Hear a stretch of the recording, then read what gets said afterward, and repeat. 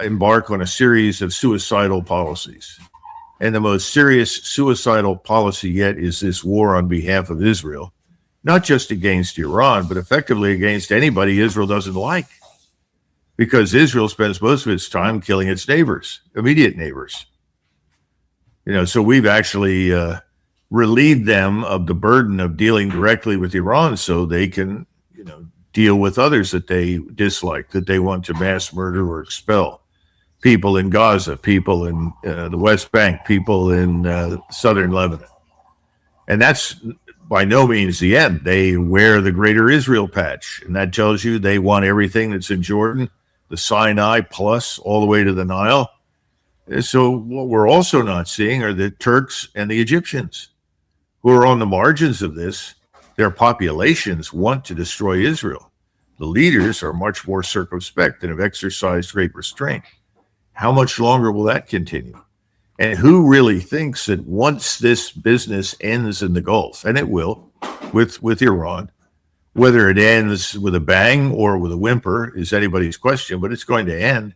Who thinks that Israel will remain Israel when this is over?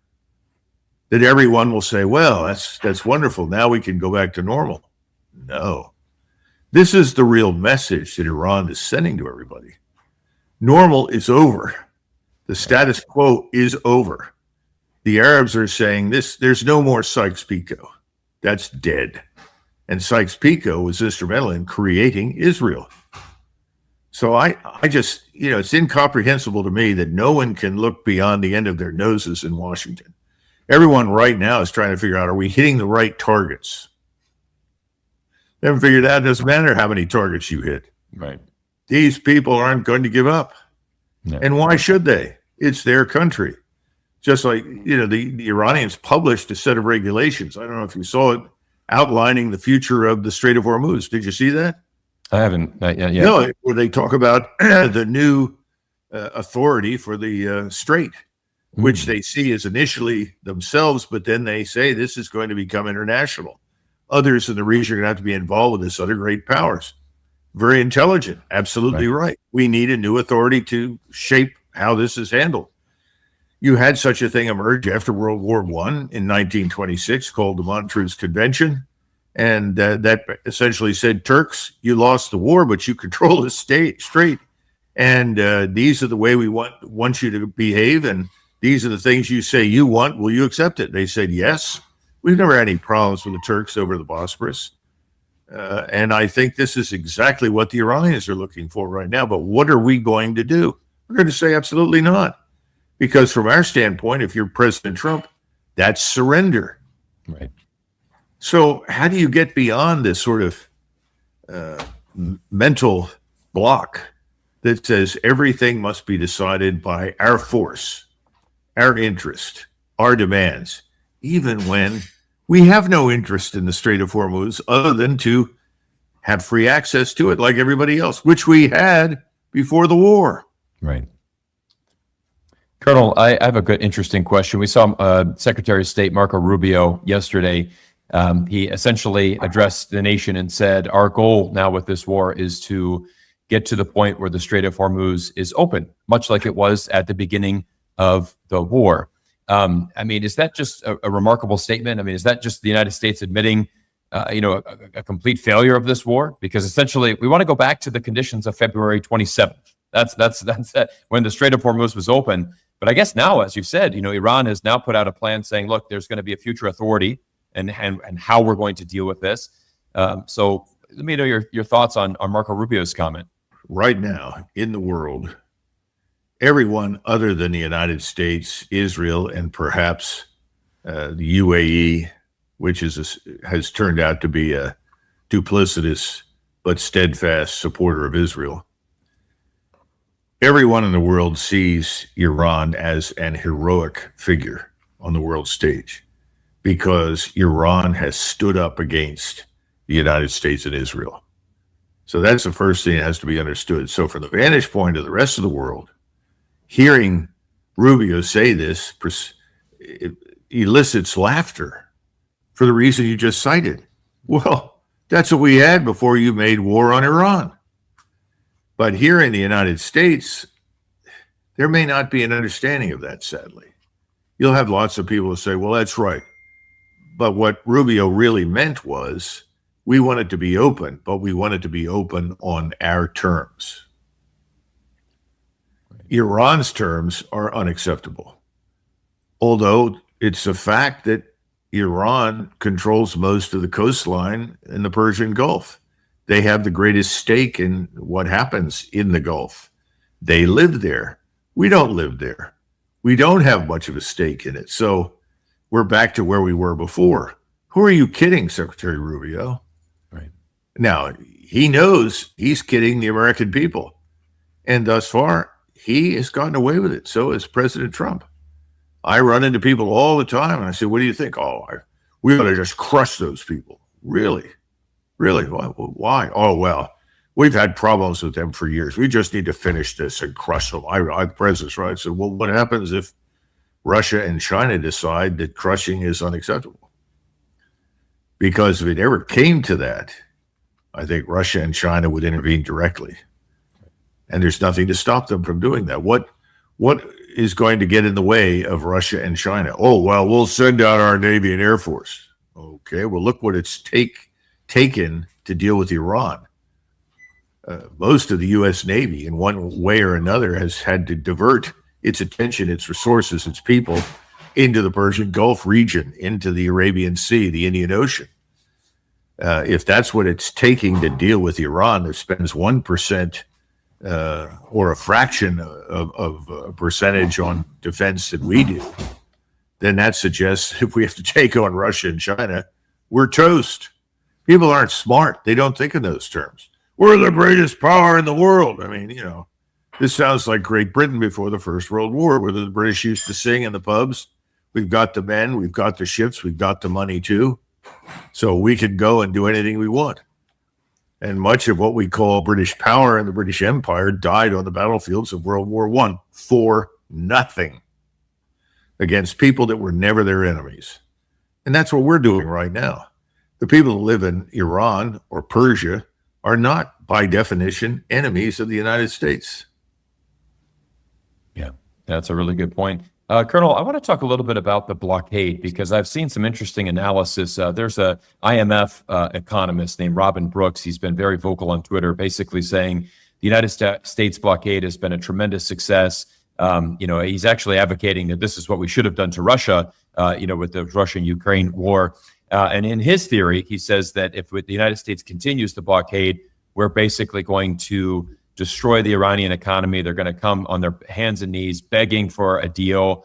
And all we need to do is continue this blockade. Why is that failing? Why is that theory? What did you say this man's name was?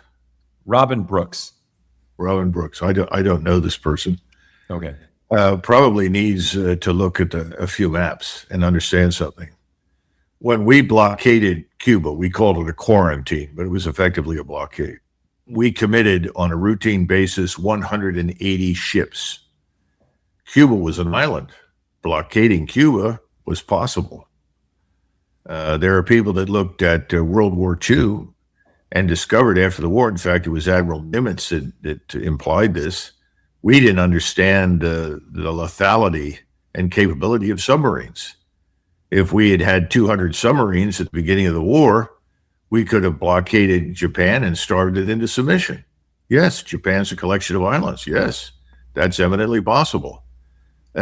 Iran is not an island. That's the first thing Robin Brooks needs to understand. Secondly, Iran borders other nations. These nations are, on the whole, friendly to and absolutely not hostile to Iran. Mm-hmm. He doesn't understand the Belt and Road Project, which has now put rail lines that reach all the way down to Bandar Abbas from Russia and Central Asia that carry all sorts of goods and can actually carry fuel. Then you have other routes that run through Pakistan, straight through Pakistan all the way to China. And then you have seaports. There's a seaport built by the Chinese on the coast of Pakistan called Gujarat. And that particular seaport is only 54 miles from the Iranian border. So you can land all sorts of material, including food, and other kinds of critical resources there that could be trucked from there through Pakistan right into Iran. Now, I suppose you could then commit most of the U.S. Air Force to fly all over the region 24 hours a day, 7 days a week to try and pick off any of these places, destroy these routes. We've got most of the Navy committed, so I guess we can commit most of the Air Force. I don't think it'll work. You also have routes right across the Caspian into Russia from Iran. And finally, we're back to Turkey. This is the giant 400 or 500 pound gorilla in the room that nobody talks about, the real once and future military power of the region. How much longer will they sit this thing out before they finally said enough is enough? This just doesn't make any sense. And even that blockade of Cuba, which included 180 surface ships, that also included some submarines, included lots and lots of aircraft. There were 8 aircraft carriers involved in that. 4 were what we would regard as standard aircraft carriers, and 4 were submarine chasers. We were right next to the continental United States. The Caribbean was effectively a puddle that we controlled. We don't control all that ocean space. We don't control the Red Sea. We don't currently control the Persian Gulf. We don't control the Caspian. I'm not sure we could lay claim to controlling the Eastern Mediterranean. And we don't have the ships to do it. And everybody fails to realize, you send a ship over to another ship and you stop it and you inspect it, you board it. Then you have to take custody of this thing, depending upon what you decide. There are all sorts of problems with this. It's not even an intelligent legal option for us right now. It's not resource sensitive. We're overreaching again. We've been overreaching too much, and this is another overreach. So no, I think that's absolutely crazy. Yeah, to put it bluntly. Yeah, absolutely. I think thanks for bringing in the expert analysis there. I agree with you. It may be a potential opportunity if it's an island, but with the land borders, and we also forget just the size of Iran, right? 4 times the size of Iraq. It's a large country. Tremendous relations with its neighbors, Belt and Road Initiative, railways. I mean, lots of options there for Iran. Colonel, I've got an interesting question. Today at the time of this recording is May 6th. Is Iran in a stronger position today than they were on February 27th? Is this war basically just enabled Iran and really have them emerge as a new world power in this new geopolitical world? I think you can make that case. I think from the standpoint of the rest of the world, Iran has now stepped on the stage again as a great power, something it has not done for a couple of hundred years, frankly. And it's going to remain in that position for some time to come, because what they've done is achieved a victory, not by attacking us, but by defending themselves against us and demonstrating that they cannot be conquered. And that's a very important statement. That's something that Abraham Lincoln tried to tell Americans. By the way, before he did, Andrew Jackson did. And Andrew Jackson says, the only problem we have in this country are other Americans. If we decide to kill each other, we can destroy this place, but nobody can take us on. We're too big. No one can land on our shores with great ease and march all over the country. They'll exhaust themselves. They don't have enough forces. Andrew Jackson was right. Right now, the same thing is largely true for Iran. And when I hear people talk about, well, we need to invade Iran, they have no idea what they're talking about. If you look at what it took to mount the Normandy invasion, the forces that were required, and what did we do? We went from the northern coast of France and the southern coast of France, inevitably, all the way to the Czech border. Well, if you did that in Iran, you wouldn't even get halfway up the length of the Iranian state. You'd be somewheres in the middle, probably of a desert. Or if you were going to try to get into the country and you tried to go in from the north or from the west, then you're going through something that looks like the Rocky Mountains. Just like, well, we'll go ahead and we'll march to Leadville, Colorado from Colorado Springs. That's pretty rough. That's a long haul. You're going thousands of feet up and, long distance to sustain yourself, and you can be cut off at any number of different places. The whole thing is just not doable. This business of we cannot be conquered is important. The Russians made that point to Napoleon, and they were right. They made it subsequently in their history to the Germans. And I think the Iranians can say the same thing. We cannot be conquered. Now that leads you to nuclear weapons. Mm-hmm. Well, the use of a nuclear weapon is off the table. And thank goodness President Trump made that abundantly clear in a press conference quite recently. And I'm glad he did. Agreed. Well, now that the nuclear weapon is off the table, as President Trump did point out, and I agree that I'm very thankful that he said that. What is a viable exit from this catastrophe for the United States? Would it just be to admit that, we've made a mistake, try to go back to what it was, but now realize that there's a new authority, Iran has that global power? Do you see that happening? You did mention earlier that probably most likely we're going to look at a ground invasion at some point. What is the easiest pathway for an exit here, that Donald Trump certainly needs?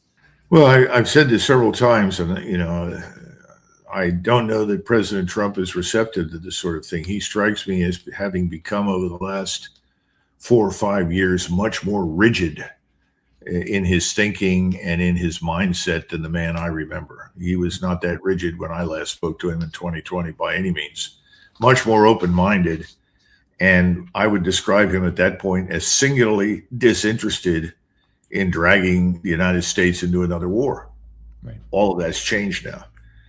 But if I were talking to him, I said, what you've got to do is very straightforward, very simple. You go to the podium in Washington, D.C., and you make an announcement. You say, I wanted to talk to the American people. In fact, what I would do, I do it from the Oval Office, and I would talk to the American people. I wouldn't screw around with this Washington press corps, which I know he hates anyway. Right. So just go into the Oval Office and make it an announcement at 8 or 9 o'clock at night so everybody can watch it. And just say, I've reviewed everything that we've undertaken against Iran to this point. It's abundantly clear that we've done enormous damage, and this damage will not be reversed quickly. But it's also clear that what we've done is not going to achieve our ultimate aims. So I've decided to suspend all further military operations on the following grounds. Number one, we're not going to achieve what we want with our military power. That's clear. Number two, what we've done is harm the global economy, and that was not something that I wanted, and I still don't want it. And I want the world to have access to everything that's in the Persian Gulf: fertilizer, food, feedstock, fuel, everything. We've got to end this immediately because our friends have been hurt. India, Japan, Taiwan, even China, Korea, we're Vietnam, Indonesia, Thailand. We don't want to hurt those people. We don't want to hurt our European friends and allies. So I'm going to halt this immediately. I am directing CENTCOM to disengage our forces. We are leaving. And we urge the Iranians to open the strait so that everyone can have access. Finally, I'm going to talk with some of our close friends and ask them for assistance in finding a way forward with Iran that does not include direct military conflict. In other words, we need to resolve our disputes in other ways. Thank you for listening to me. Keep in mind, I regret whatever damage that's being done to this point, but the best way to redress that is to end it. And that's what I'm doing. Thank you. God bless America. Out. Yeah. I think that would work because most Americans would receive that positively. Now, it won't go down with, combat heroes like Lindsey Graham, right, and others. There goes, this is a full-scale surrender. No, it's not. It's dealing in a forthright manner with the facts. Right. But, that's something he's not inclined to do. Yeah. Well, we can only hope that President Trump can certainly come to that conclusion at some point. But Colonel, I just want to say thank you so much for your incredible insights. We just saw this past week for the first time, mainstream media has finally reported that the U.S. military bases were attacked in the very early stages. But of course, you were on our podcast, very quickly, and you were one of the first ones that admitted that. And that's why we have you on the show, because you provide the insights that the mainstream media is not doing. And I just want to say thank you for your amazing work. And then our final thing is just let everybody know, where we can continue to follow your work. I've been following your new Substack. It's amazing. Love your articles. So just tell us where we can continue to follow your amazing insights and work. Well, thanks for that. Yes, the Macgregor Warrior Substack is well worth people's time to read. I'm trying to write new things and post them every week, especially while the war goes on. And I'm trying to provide a different perspective, although there are other good people out there making similar arguments, but nevertheless. So that's one place. I would also urge people to go to my website where virtually everything I've ever said or done is posted. And then, the national conversation. We have been waiting for this war to resolve itself in some fashion before we swing into full action. But the national conversation is really about finding a new way forward. We want to explore what the options are because we really want a third party, to be blunt. We think the two parties have failed us. And a lot of Americans that we talk to tell us that. We want to offer an alternative. Whether or not we can, I don't know. But I think based on a lot of events over the last few years, more and more people are beginning to understand this. And I'm one of these people that believes. I grew up with nothing but Democrats in Philadelphia, and they were solid people, believed just as much in the country as anybody that I knew who was a Republican. We can bring these people together and forge a different path into the future, I think. Yeah, I agree with you as well. So everybody, we're going to put the links down to Colonel Macgregor's website, his Substack, and also a good follow on Twitter as well. I'd encourage everybody to follow all three of those sources. Colonel, thank you again for your amazing insights, your time today, and we look forward to welcoming you back to the show in the future as we always continue to talk about this crazy world that we live in. Thank you, Cyrus. I appreciate it. Thank you, everybody, and we look forward to seeing you in our next interview soon.